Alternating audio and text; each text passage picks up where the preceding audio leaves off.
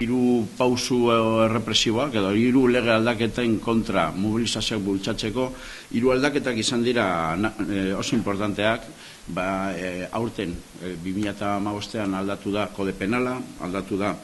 herritarren segurtasunarako legea eta prozedura kriminalaren legea. Hau da,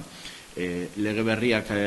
ezarri dira, berriak edo reformak egin dira, eta orokorrean egin dena izan da, batez ere, gainera helburua horrela deklaratuta,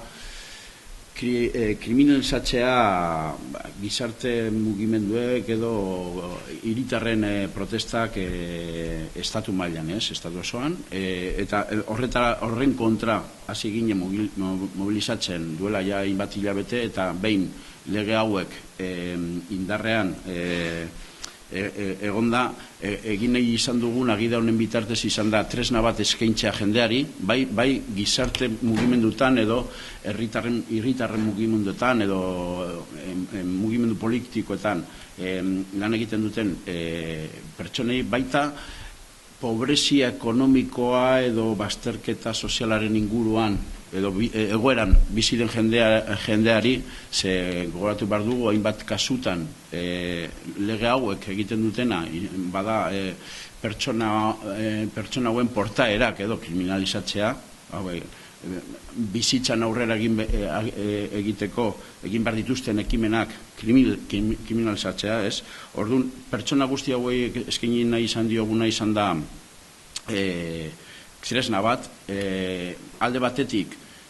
errepresioaren aurrean nola defenditu daiteken jakiteko, eta bestaldetik ere nola egin aurre edo nola salatu ematen diren jarduera errepresiboak, ez? Bestalde, gida honetan badagoena da hausnarketa, eragile ezberdin batzuen artean egindako hausnarketa ze suposatzen duen, eta elkar harremanetan ze egin dezakegun egoera errepresibo berri horren aurrean eraginkorrago izateko, ez? Eta horregatik, parte hartu izan dugu abokatuok, psikologok eta hainbat gizarte arloan lan egiten duten pertsonak, militanteaz izateaz gain edo aktivistak izateaz gain, hori bere esperientziak mahai gainean jarri izan duguna, eta elkarrekin hausnarketa egin duguna. Orduan, hemendik aurrera edonork izango du web orrialde batean gida hau deskargatzeko aukera, antirepresiva.info web orrialdetik deskargatuta daiteke doainik, eta datorren astetik aurrera 29an aurkeztuko dugu paperean edo gida hau, eta aukera izango da baita ere 5 euroren truke gida hau lortzeko. Ideia da dena den, ahalik eta leku gehienetan egotea hau, eta inork geratzea ez egotea pertsona bat errepresioaren aurrean zer egin behar duen jakiten ez duena. Ideia da hori, informazioa, tresnak,